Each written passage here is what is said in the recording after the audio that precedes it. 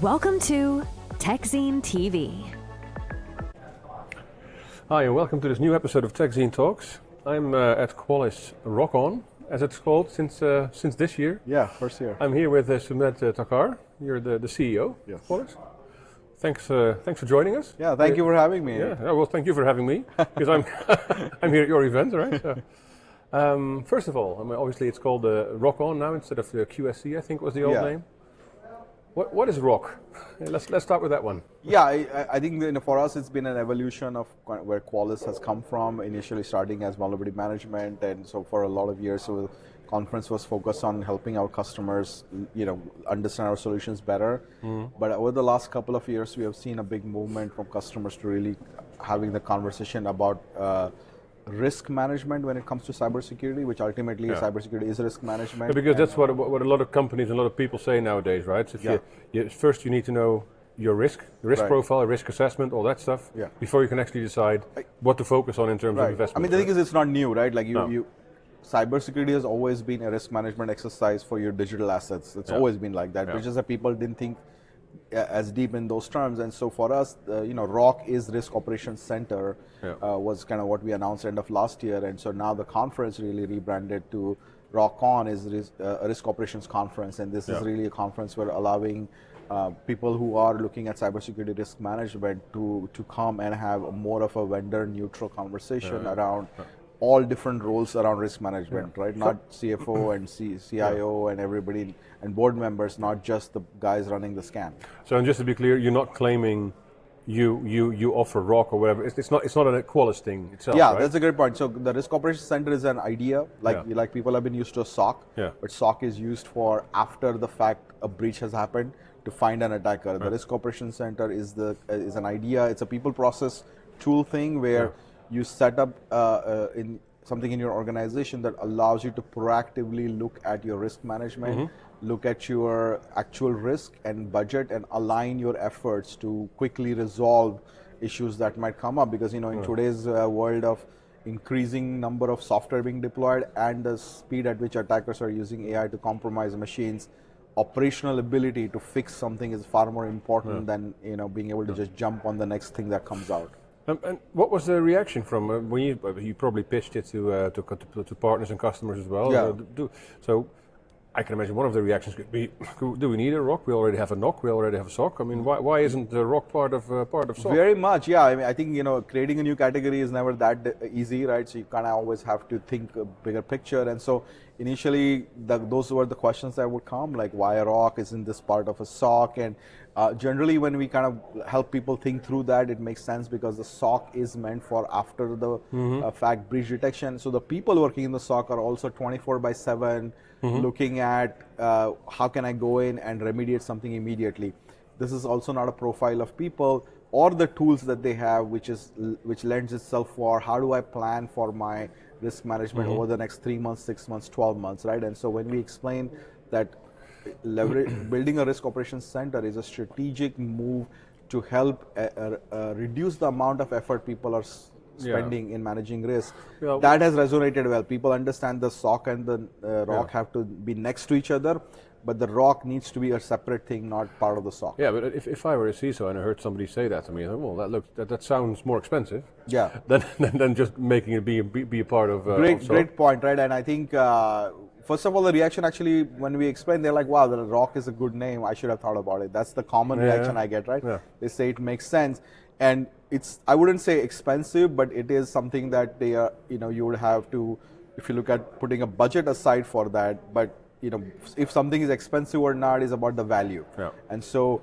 when they are able to explain that by leveraging a ROC, they can significantly reduce the number of findings that the IT and dev teams are fixing right now and still improve the security posture, that actually is in helping the business. It's not expensive. If you have your ROC in order, your SOC has had you make the people in your SOC's lives a lot easier and a lot better. That's what you're trying to say. It's not just the SOC people, but at the end of the day, right? When you have vulnerabilities that you have to fix, it's the IT team, it's the developers who have to take time out of what they're doing to fix those, right? And they actually they're not compromises. No. You're proactively fixing things, but if you're fixing a lot of things that don't matter to the business, then you're taking time away from them developing the next feature for the company.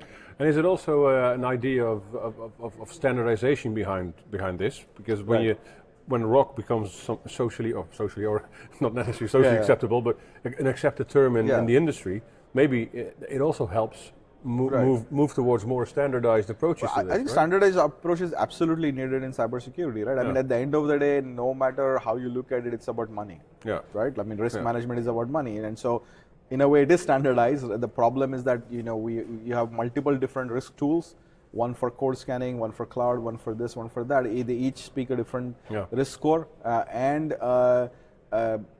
you have to normalize that. And so standardizing the different risks together so that you have one picture, one score is definitely something that people are looking for, because otherwise, it's we have 10 dashboards and we call it dashboard tourism, right? You're like, our dashboard for this, that, for that. The problem with dashboards usually is that the adoption rate is very low. Well, so what you want is a dashboard that people actually use, right? That's where you want to go to. I mean, look, at the end of the day, what is the need for a dashboard, right? You're really what you want to be able to do is get it fixed. Yeah. The dashboard is just one step along the journey, so you can see it. Yeah. But if you have an operational process that accurately is fixing the right thing every single time, you don't really need a dashboard to monitor along the way. You just want to be able to say that the right things are being fixed, and so that's sort of what has happened is over rotation in cybersecurity on visibility and less on remediation. And so that's why the risk operations center is about an operational process. Can I find it? Can I analyze it? Can I predict it? And can I fix it? And I also think ever since we told each other about 10 years ago, like the perimeter is dead and all that stuff, because the firewalls, they don't keep everything out anymore because of the cloud and all that stuff.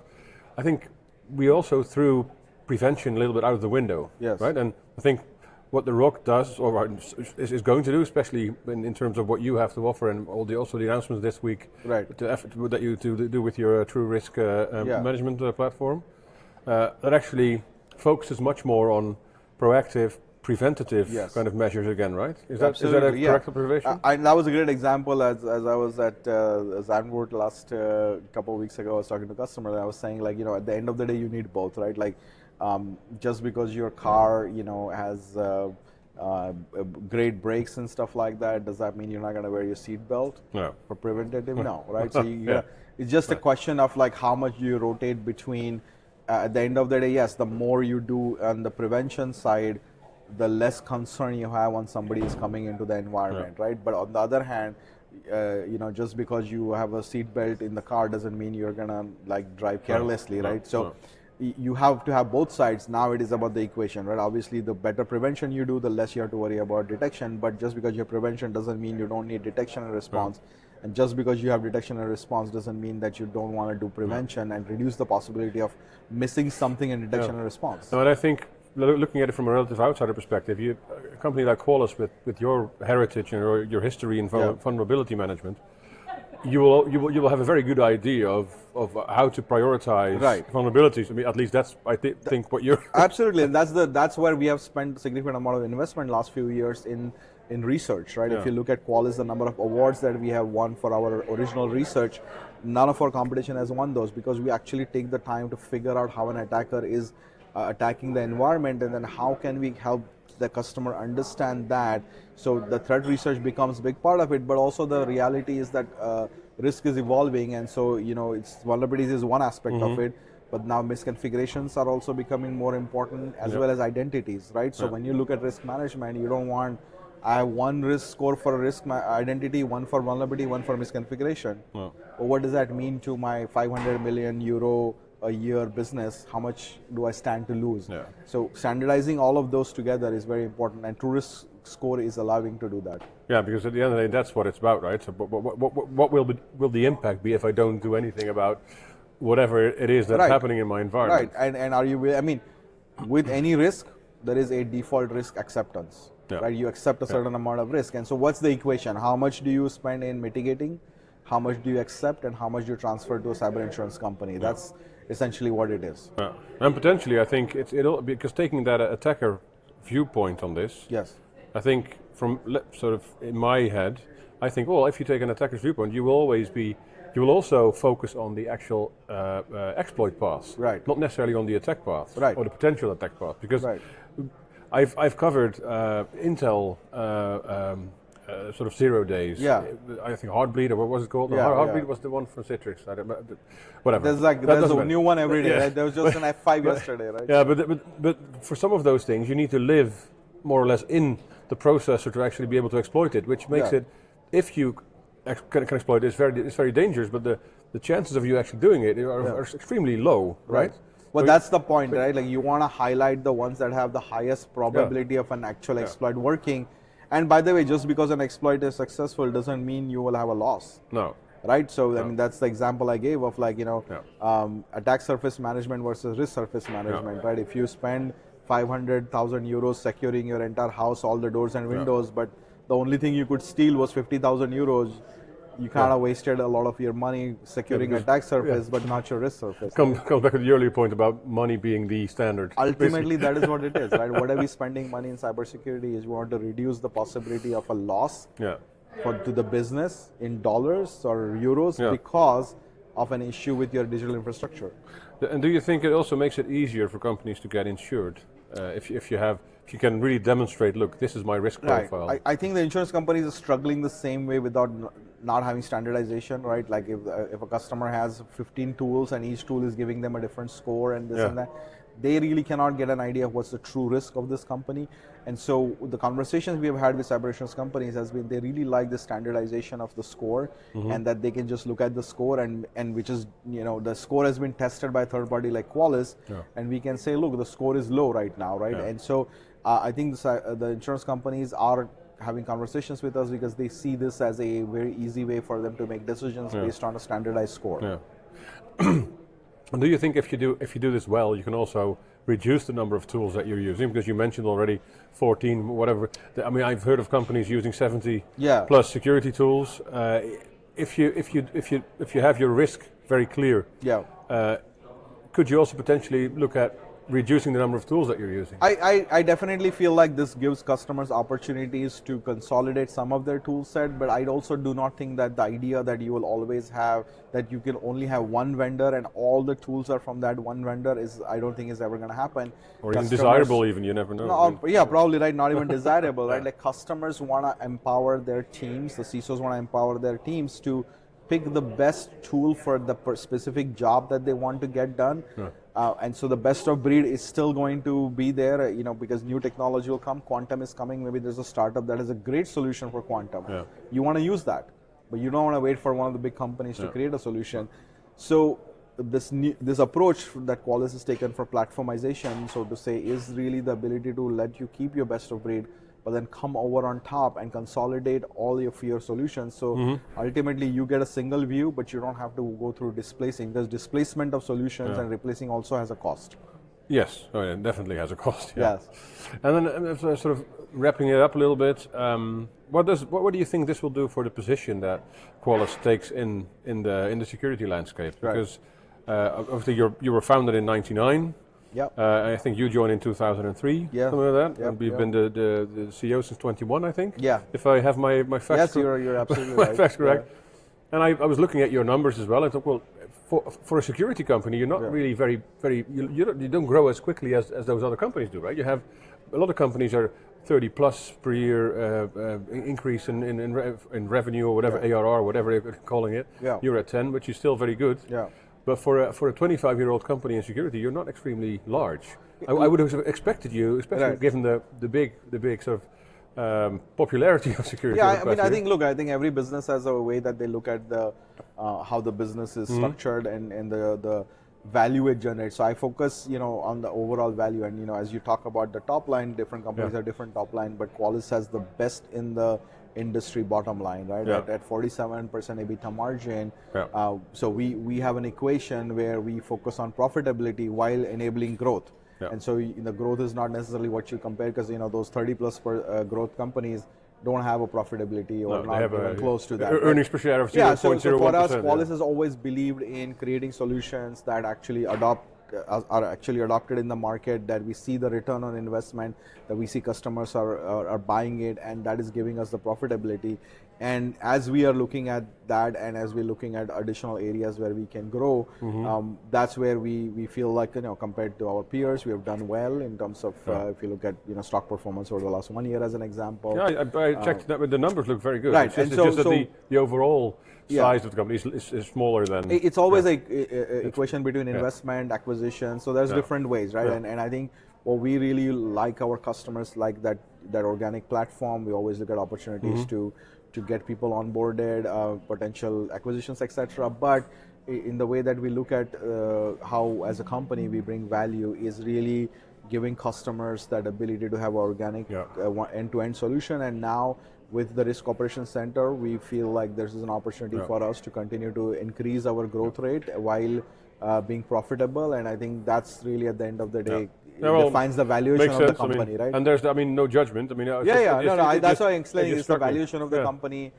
is also dependent on the combination of profitability. I think that was, I thought that was also the answer I was kind of expecting, but I think there will also be other people who are wondering this, right? So how do you, so that's why I asked. And then finally, AI, obviously, we cannot have a discussion about anything without AI.